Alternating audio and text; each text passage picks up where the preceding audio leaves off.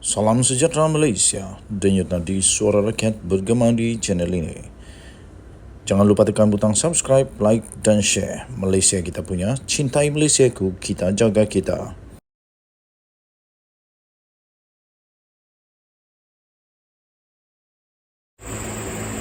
Salam sejahtera Malaysia, denyut nadi suara rakyat bergema di channel ini. Habislah botaklah kepala Muhyiddin kali ini. SPRM sedang mencari dua orang individu, termasuklah menantu Muhyiddin Yassin. Dia pergi mana ni? Dah lari ke? Dia pergi mana? Dah lari ke? Sampai SPRM keluarkan sampai berita, bukan SPRM, sampai berita mengeluarkan berita yang SPRM sedang menjejaki dua orang individu, termasuklah menantu kepada Muhyiddin Yassin. Suruhanjaya Pencegahan Rasuah Malaysia SPRM sedang mengesan dua lelaki bagi membantu siasatan kes rasuah dan penyelewengan berhubung projek berkaitan pendaftaran, pengambilan serta penyimpanan biometrik pekerja asing di sebuah kementerian. Ini memang pening kepala lah Muhyiddin kali ini.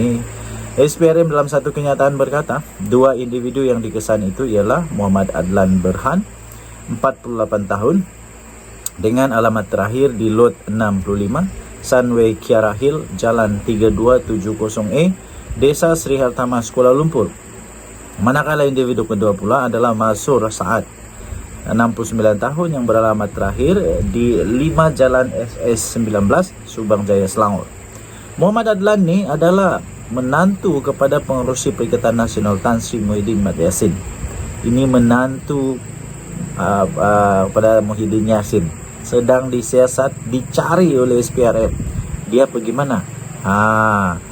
Ini cerita dia. Berbagai usaha sebenarnya sudah dilakukan oleh SPRM, termasuk berhubung terus dengan kedua-dua penama dan peguam masing-masing. Namun, kedua-dua mereka masih gagal menghadirkan diri ke pejabat SPRM, kata SPRM pada Isnin. Dah lari ke? Kamu dekat mana? Pergilah jumpa SPRM. Kalau betul kamu tak salah, pergi jumpa SPRM. Kenapa kamu tiba-tiba hilang pula ni? Menurut SPRM, hasil semakan daripada Jabatan Immigration Malaysia mendapati kedua-dua penama berkenaan masing-masing telah meninggalkan Malaysia pada 17 dan 21 Mei lalu. Wow. Dah lari ke? Ini dah jadi jolo nombor 2. Muhyiddin, nanti kamu nak jawab pula. Semakan dengan immigration turut mendapati tiada rekod masuk kembali ke negara ini oleh kedua-dua individu berkenaan.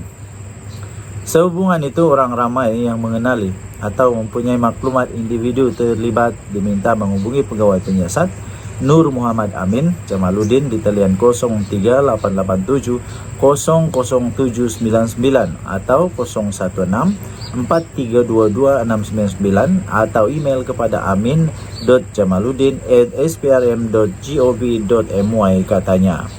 Tuan-tuan dan puan-puan yang dihormati sekalian, jadi maknanya boleh disimpulkan bahawa mereka ini kemungkinan sudah melarikan diri. Hanya orang yang salah dan takut saja yang melarikan diri. Orang benar dia tak akan melarikan diri. Mana ada orang benar melarikan diri? Sebab orang benar ini selalunya dia akan membongkar kebenaran dan bukan lari. Orang yang memang bersalah dia akan larilah. Muhyiddin, pastikah kamu tidak tahu diorang ini di mana? Harap-harap Muhyiddin memang tak tahulah. Nanti kita cari apa komen Muhyiddin tentang perkara ini pula. Nantikan denyut nadi suara rakyat bergema di channel ini. Bye-bye. Salam sejahtera Malaysia, denyut nadi suara rakyat bergema di channel ini. Akhirnya Datuk Seri Anwar Ibrahim balun Hadi Awang lagi. Hadi Awang ni tak tahulah, dah lama, orang tua, orang veteran dalam politik, tapi macam tak faham perlembagaan Malaysia. Atau buat-buat tak faham, atau memang tak mau faham. Hadi Awang, kamu faham ke perlembagaan Malaysia ni? Itu pertanyaan daripada Perdana Menteri Malaysia sendiri, Datuk Seri Anwar Ibrahim.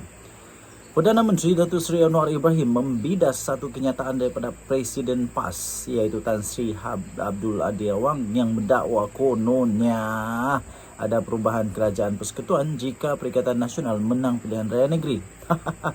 Ini yang video saya kemarin tu, saya pun hairan dari mana Hadi Awang dapat teori yang tak betul langsung ni.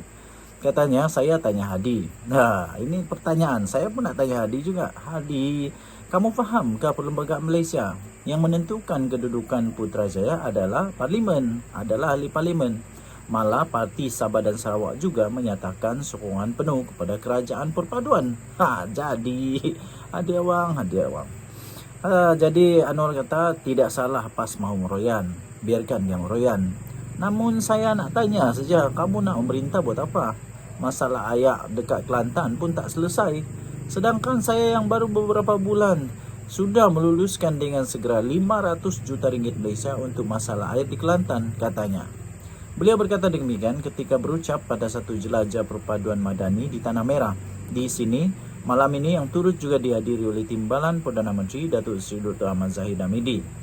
Terdahulu Abdul Hadi Awang dilaporkan berkata, untuk memastikan perubahan kerajaan berlaku, penting untuk rakyat mencerminkan sokongan dan memberi kemenangan kepada calon PN yang bertanding pada Sabtu ini. Sebelum ini media melaporkan Parti Sabah dan Sarawak yang bersama dengan kerajaan perpaduan ketika ini tetap memberikan sokongan penuh kepada kepimpinan Anwar Ibrahim untuk kekal mentadbir negara selepas PRN.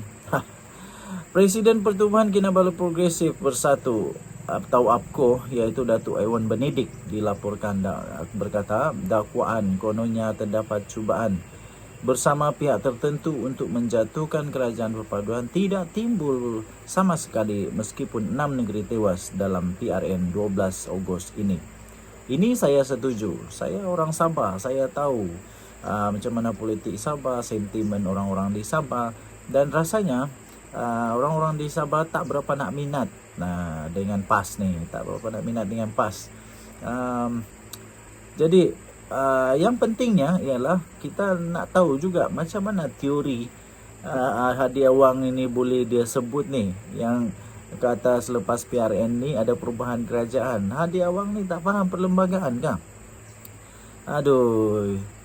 Kerajaan Malaysia hanya boleh bertukar melalui ahli parlimen dan bukan adun.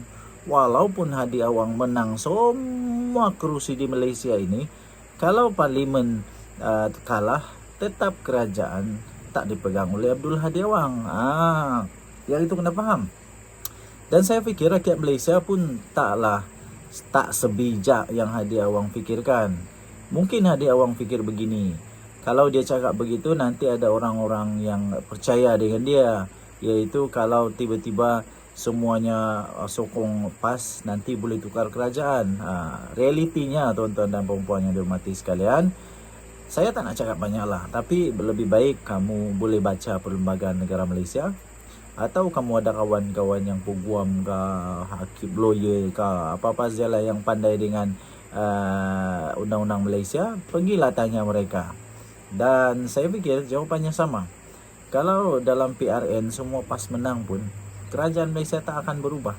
Kecuali PAS, Perikatan Nasional PPBM ni dan gerakan ni, dan apalagi satu yang bersama dengan Perikatan Nasional ni, mereka berjaya mendapatkan sekurang-kurangnya 30 lebih kerusi ahli parlimen berpaling tadah dengan syarat semua parti, iaitu ini keputusan parti bukan keputusan individu, dengan syarat semua parti itu bersetuju untuk pindah, barulah boleh tukar. Tapi kalau hanya seorang saja nak tukar, tak payahlah nak fikir yang pelik-pelik, no, tak ada nak jadi. Kita jumpa lagi, bye bye.